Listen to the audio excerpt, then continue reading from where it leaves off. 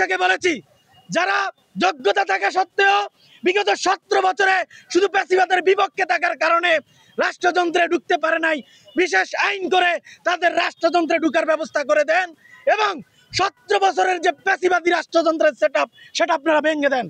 কিন্তু তারা এই কথা রাখে নাই, তারা রেখেছে দিল্লির কথা, তারা রেখেছে যারা তাদেরকে উপদেষ্টা হিসেবে বসিয়েছে তাদের কথা, এবং সেটা রাখতে গিয়ে পুরো বাংলাদেশ আজকে একটা টালমাটাল অবস্থা বিরাজ করছে। দুঃখের কথা কি বলবো, যারা বিপ্লবকে যারা নেতৃত্ব দিয়েছে, তাদের নতুন দল করেছে, তারা কিভাবে এখনো সম্পূর্ণ শেখ হাসিনার সচিবালয়ের সেটআপ রেখে, শেখ হাসিনার পুলিশ বাহিনী রেখে, শেখ হাসিনার সেনাবাহিনী রেখে, শেখ হাসিনার রাষ্ট্রপতি রেখে কিভাবে তারা আগামী ইলেকশনে যাওয়ার নিয়ত করে আপনারা বলেন। আমরা দেখতে পাচ্ছি পুরো নির্বাচনের জন্য একটা টালমাটাল অবস্থা।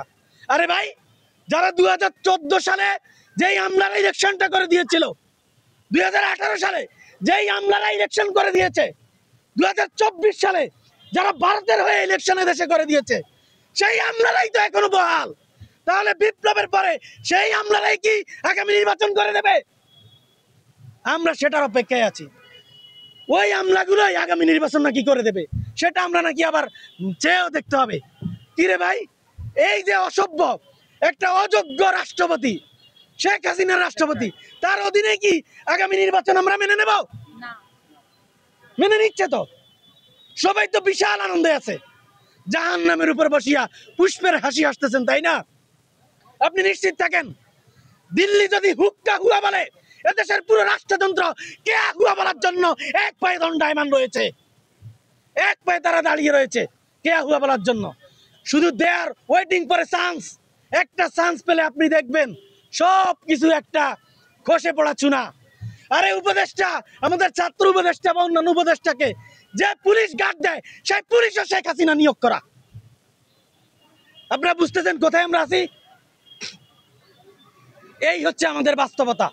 এই বাস্তবতায় আগামীকালকে কি রায় হয় সেটা আমরা জানি না, কিন্তু আমরা চাই রাষ্ট্রযন্ত্রে প্যাসিস্টরা বসে আছে তাদের মুখোশটা একটু উন্মোচিত হোক, তারপরে আরেকটা বিপ্লবের ডাক আমরাই দেবো ইনশাআল্লাহ।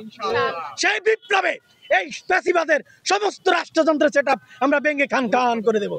সেজন্য আমরা আজকে এই সংবাদ সম্মেলনে স্পষ্ট করে জুলাই মঞ্চ থেকে হুঁশিয়ারি করছি, এটা বলার হক আমাদেরই আছে, কারণ গণহত্যার বিচারের দাবি আমরাই সর্বপ্রথম এই বাংলার জমিনে আমরা ডাক দিয়েছি, আমরাই করেছি।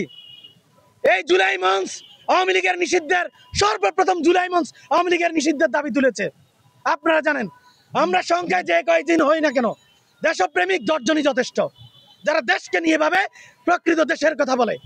আমার আশেপাশে যে জুলাই যোদ্ধাদেরকে দেখছেন, একজনও রাষ্ট্রের কোন ধরনের সুবিধাভোগী না, একজন 100 কোটি টাকার মালিক হয় নাই, কিন্তু জুলাই বিক্রি করে অনেক ফকির নির্পলা শত কোটিপতি হয়েছে। অন্তত 20 থেকে 25 জনের নাম আমি বলতে পারবো। আমরা দেখেছি বহুত ফকির নির্পলা এই জুলাইটাকে দখল করেছে, দখল করে তারা এখন এটাকে কিভাবে ধরে রাখা যায় এবং দখল করে এই টাকাটা তারা নেওয়ার জন্য এই সমস্ত প্যাসিবাদী সেটআপ বহাল রেখেছে। বাণিজ্য সচিব 35 কোটি টাকার মামলা আপনারা দেখেন নাই? 35 কোটি টাকা দিয়ে বাণিজ্য সচিব সেখানে বসেছে।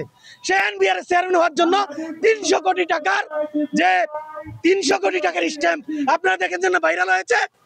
পুরো বাংলাদেশ এখানে এভাবে চলছে। আমরা বলে দেই, এই বাংলাদেশকে সঠিক পথে রাখার জন্য যদি বুকের তাজা রক্ত আবারও ঢালতে হয়, জুলাই মঞ্চের 10 জন অন্তত প্রস্তুত আছে তাদের বুকের তাজা রক্ত